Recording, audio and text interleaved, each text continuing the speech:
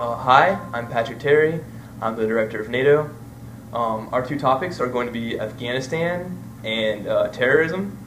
Afghanistan is kind of a subtopic of terrorism, so my personal suggestion would be to cover that first to avoid any possibility of retreading the same topic. Afghanistan is a pretty complex issue. There's a lot of things to cover. Hopefully, if you read the background guide, you can get well acquainted with these issues. Things that you guys should definitely cover include borders, how they're controlled, and your policies regarding them, especially with Pakistan, considering that that's a really important supply line. The nature of your presence after you withdraw, whenever your specific country's withdrawal date may be. An important aspect of making sure the secure Afghanistan is the economic development of the country rather.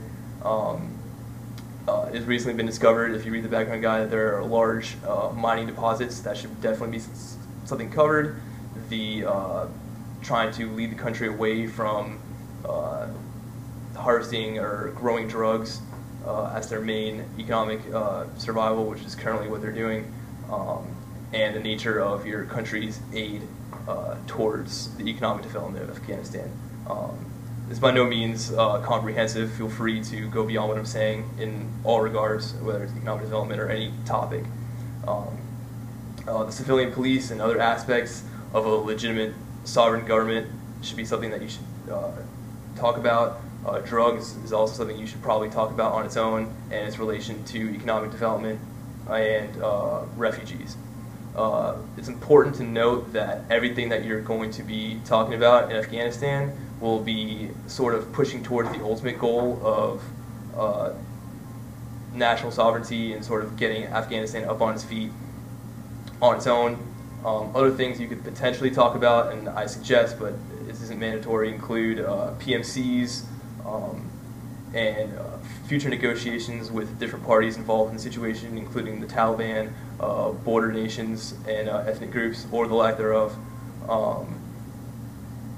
and potentially the nature of your presence before you withdraw and the kind of tactics that you believe NATO should or should not be using. You should remember that this is NATO, not the UN, so make sure that you create your position accordingly. Know your country's role in the Afghanistan conflict, know your allies and their roles, and be sure you read the background guide and answer the guiding questions. The other topic is terrorism. Terrorism, after 9/11, has basically been NATO's entire reason for existing. This is it's pretty comprehensive, and Afghanistan is kind of a subtopic of this. So if you did the Afghanistan topic first, you can feel free to reference any resolution or resolutions you may have passed in the first topic. You should also be aware of past resolutions written in real life and different operations and different agreements, both within NATO and between NATO and other parties, regarding terrorism and any sort of efforts to combat it. Specifically working with non-NATO states, Russia is a very important partner. You should be aware of Operation Active Endeavor, which is outlined in the background guide. Within NATO relations, it's important to touch on intelligence sharing, and potentially, if this is an issue for your country, touch on budgetary differences and future plans on equaling them out.